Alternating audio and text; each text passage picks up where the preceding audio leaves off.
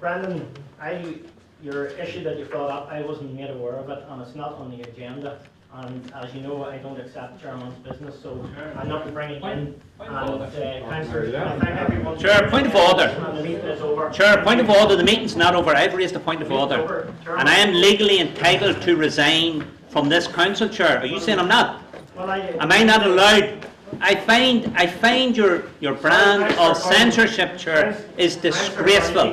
For a member of what would be a party who talks about equality, that you want to censor me from standing down as a councillor, Chair. And I want legal advice on that now, so you may get Eddie Curtis in here to see if you're within your legal rights, because you're wrong. As well as morally, it's despicable. And once again, another attack on Brendan Curran and Brendan Curran's family, which I expect from you, and it is absolutely despicable. And I look at the races sitting around here, and no wonder you're embarrassed, because I'd be embarrassed too, Mickey. And I think it's your brand of republicanism which is destroying republicanism in this area. And you can smirk all you want. I'm not smirking at all. Well, maybe I must be going blind. But I am legally allowed and entitled to resign. Well, we'll get opinion on that there first, Brendan. I don't need your opinion, Mickey. Well, you will. Standing order says that I can resign if I want. You will not be speaking. Mickey, what are you going to do? You're going to put me out? Why don't you? Well, then I would speak, Mickey, and then I'd say it. I prefer to see somebody get somebody in to put you out, but that won't happen, Brendan. Well, do you know what, Mickey? At least that would be more, less embarrassing than what you try to do, to censor. Absolute disgrace.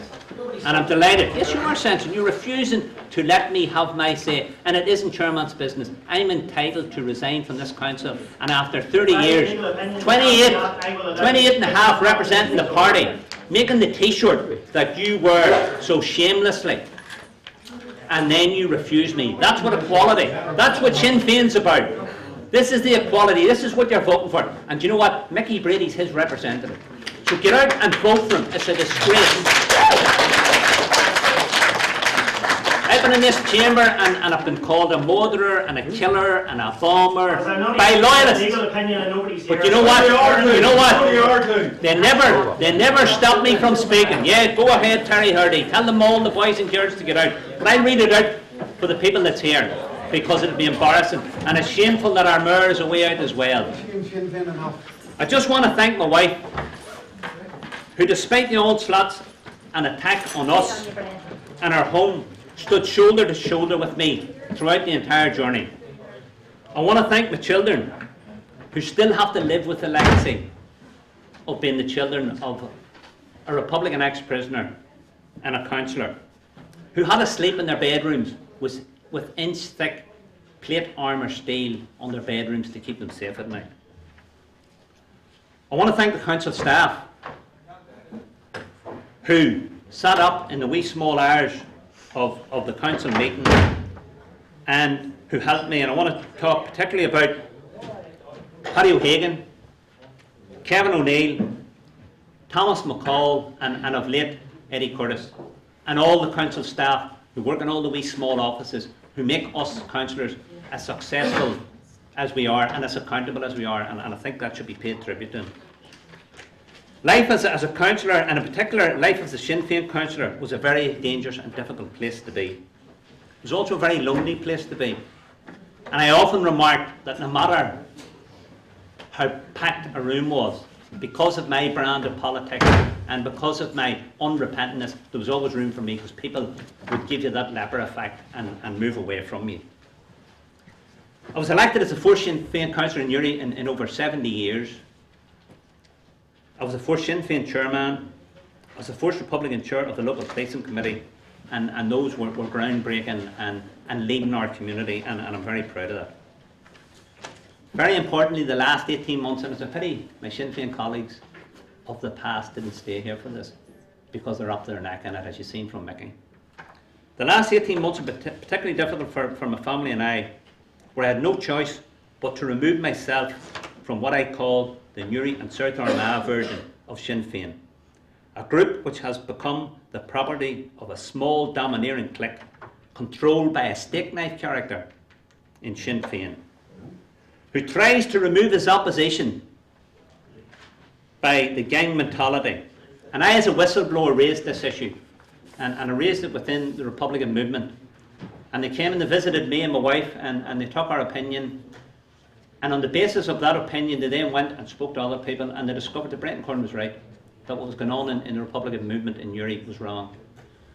So they set about a whole review, and they removed the leadership of the Republican movement in Uri, and they replaced it by a man from Short Strand. They put him in place to try and clear up the Uri situation. For 6 months they tried that, and it didn't work. Back. And as a whistleblower, I then became the victim. And whistleblowers, like sex abuse victims, they become the victim.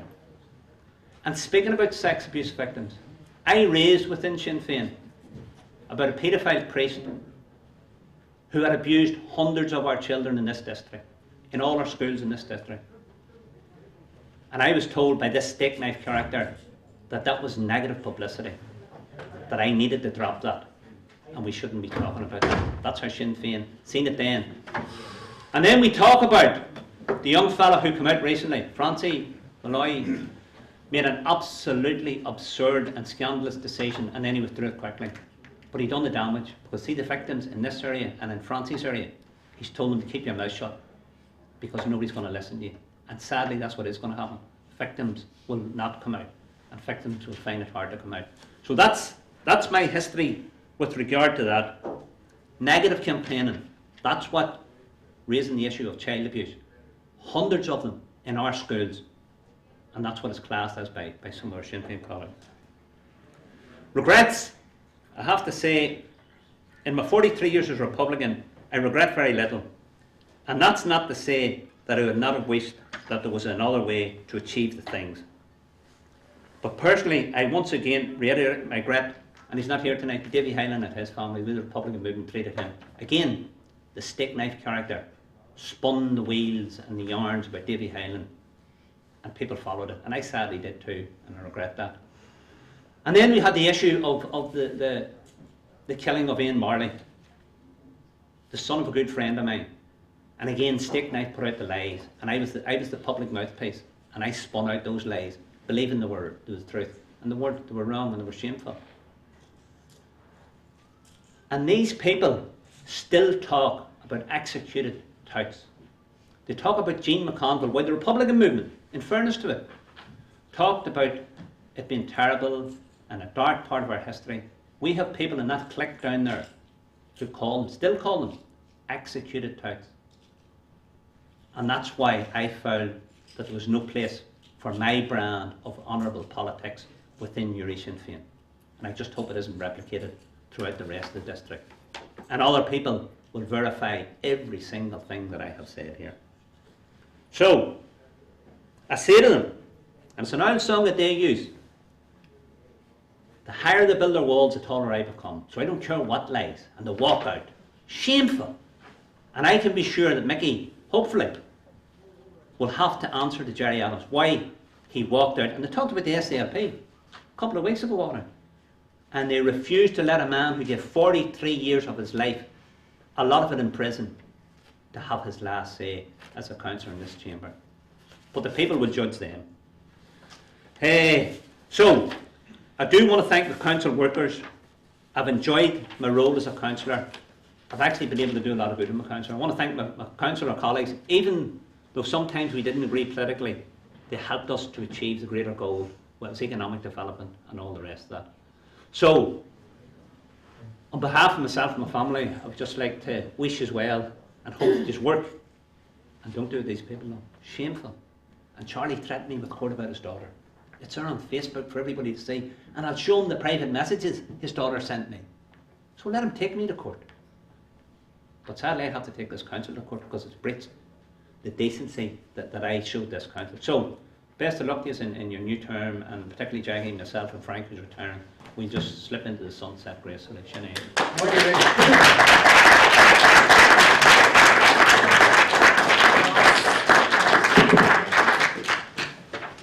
Brendan, can I wish you well, not just yourself, but all the other councillors that are leaving, Jackie, Andy, Frank, John, and I'm quite sure Connor, and on behalf of us all, I can tell you just as you were going through all that. It's not easy being an SDLP councillor sometimes either as well, you know. You mentioned the DPP there. I was the first one in and it was difficult at that time. But your term in council has been a long one. You'll never be accused of shying away from what you believe. And I just wish you well on behalf of the SDLP. And all our outgoing councillors. It is in many ways the end of an era. And it'll be interesting to see how the new super council works out. But good luck. Sorry, can I just... My name is Brendan, all the best to you. And I know that when I was in there working in the council, I always admired Brendan because in the early stages he was the only Sinn Féin representative on the council, him and Jim McAllister, but and he was the first Sinn Féin chairman. But I have to say I was disappointed tonight that because I think all I wanted to do was if Brendan couldn't bring forward a proposal, and I was only asking and requesting that the new super council look at the situation again in light of all the concerns and protests that there was regarding the people that was working in the pool. And it was only just to look at it. I think all Brendan wanted was to look at it again, and all I was asking was for them to look at it again. And I've taken this opportunity, and I'll do it now publicly if they can. But all they have to do is look at the whole situation again. That's all they have to do. Yeah. Chairman, but just to finally to wish Brendan and the family. I know the family. I knew his mother and father and all belonged to him all my life. Decent, hard-working people. And I think Brendan will be missed like the rest of it, like Frank and John and all of our colleagues that's scored tonight. But Brendan would be missed because he was an out fought for the best for Newry and for Newry and Mourne over the years he was there. I wish your best on it anyway. Brendan, just on account of, and I know Henry, you're going to go in there to wish him all the best, right? But I just want to tell you that the SDLP, myself and Gary have met with the officials, and we actually came up with we asked for a proposed compromise in the new council to accommodate the private lessons, and it was rejected. So I don't want you to think there that we didn't. So We didn't hear that. you didn't, but I just want to wish you best luck. You did teach my kids at one point, so, and we mightn't agree politically, but you're not a bad child after all. That's a compliment. For me it is. Many tonight we have very, very rough talk in this chamber.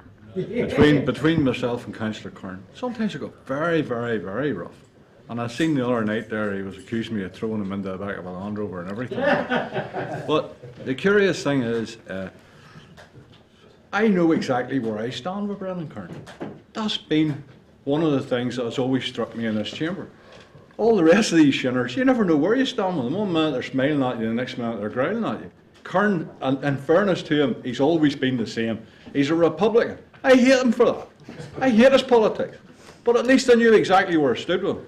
And there's even been times over the last 20 years when I've been in this chamber when there's been glimpses of humanity from him. And I'm thinking on one occasion in particular, whenever this council wanted to stop Kilkeel Hockey Club getting us money, to force them to, this council was forcing them to open it on a Sunday. And lo and behold, who was the councillor who stepped out of it and said, look, this isn't right. If they want to keep it shut on a Sunday, let them do it. It was Councillor Curran. So while I detest his politics, I don't know anything about him personally, but I detest what he's done in the past. He said maybe it was me he was referring to when I called him a shooter and all in the past. And he was that, and he knows that. But at least I know exactly what he was and what he is, and we'll leave it at that now. But when it comes down to politics in this chamber, at least when you know what you're dealing with, then you can work. But when these shinners, you never know from one minute to the next what they are.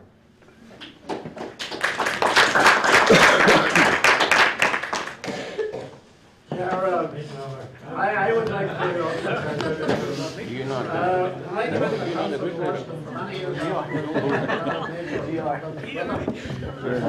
And debates about his politics, which I didn't agree with whatsoever. But because he was always inclined to shout his way into trouble and then to shout his way out of it. But over the years, he became quite an astute politician. He was very hardworking.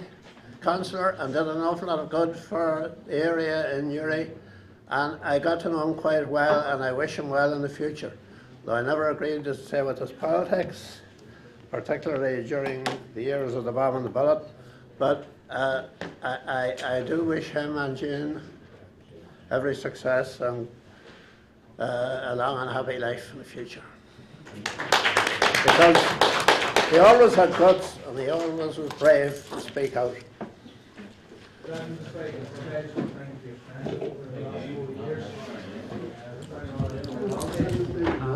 I do think he's a friend, but he said as it is. I wish you and Jane and your family all the best in the future, and hopefully we keep in contact.